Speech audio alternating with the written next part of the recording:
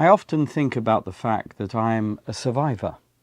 Not in the dramatic Hollywood sense. I didn't dodge bullets or hide in a cellar for 2 years, but still, the word fits. My very existence is a miracle, wrapped in layers of survival stories that honestly should never have had happy endings. My father was born in Nazi Germany after Kristallnacht, when things turned dark, and they turned dark very fast. His parents managed to escape with him. He was just a year old. Had they stayed even a little longer, it's almost certain my father and his parents would have been swept up, like so many others, into the inferno of the Holocaust. His grandparents, my great-grandparents, weren't so lucky. They never made it out. They were murdered in the camps. My mother's story is even more hair-raising. She was born right in the middle of the war in 1941 in Nazi-occupied Holland. A non-Jewish couple had the courage, the unbelievable courage, to take her in as a newborn and raise her as their own, risking everything. Her parents spent 2.5 years hidden behind a closet in a sympathetic Gentile friend's home. But again, their parents and countless relatives weren't as fortunate. They perished, murdered by the Nazis. So I grew up knowing, feeling that I am here because of a few miraculous turns. I am a survivor. And that brings me to Parshas Shmini. In Shmini, we read about one of the most incredible moments in Jewish history, the inauguration of the Mishkan, the tabernacle. The divine presence, the Shekhinah itself, was descending into the world. It was Rosh Chodesh Nisan. There was music. There was joy. There was an overwhelming sense of spiritual excitement. And then, tragedy. Two of Aaron's sons, Nadav and Avihu, bring a foreign fire into the sanctuary, and they are instantly struck down. In the aftermath, the Torah tells us Moshe spoke to Aaron and to Elazar and Itamar, his surviving sons, Hanosarim, the ones who remained, the survivors. Rashi points out something chilling. Elazar and Itamar weren't just the lucky ones who were left standing. No, they were supposed to die too.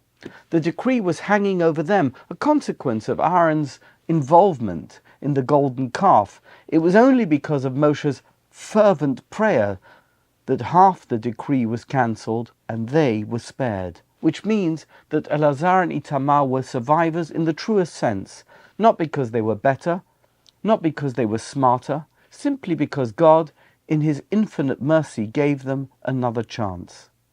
Rav Dov Zev Weinberger, in his Shemen HaTov, says something so powerful. When we say survivors, we usually think about those who made it through the Holocaust, through the ghettos, the camps, the hiding places, and of course their survival is a miracle beyond comprehension. But it's a mistake to think that only they are survivors.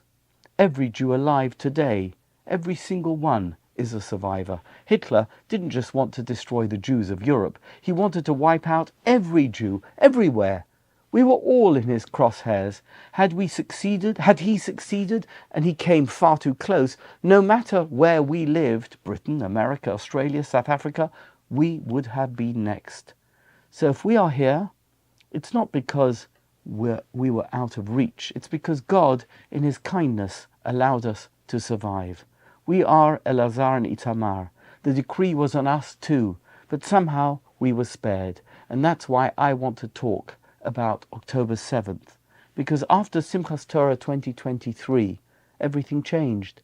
The barbarism we witnessed, the slaughter, the kidnappings, the sheer cruelty, the rape, reminded us in the most horrifying way that the forces of Amalek are alive and well. And yet, here we are, we survived. Make no mistake, if those terrorists had their way, every one of us would be dead, which means that you and I, and every Jew today, are Hanosarim, the surviving ones.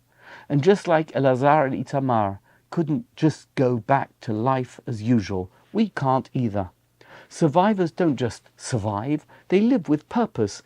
They know they were spared for a reason. And so each of us has to ask, what am I meant to do with this life I've been given? How can I honor those who weren't given the same chance? How can I take the miracle of survival and turn it into a mission? It doesn't have to be grand. It just has to be real. More Torah, more mitzvahs, more acts of kindness, more connection to Hashem.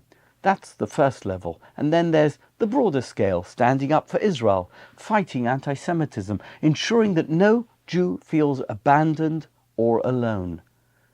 Because if you're here, if you survived, it means God is counting on you. We are all survivors, and we all have a job to do. Don't let it go to waste.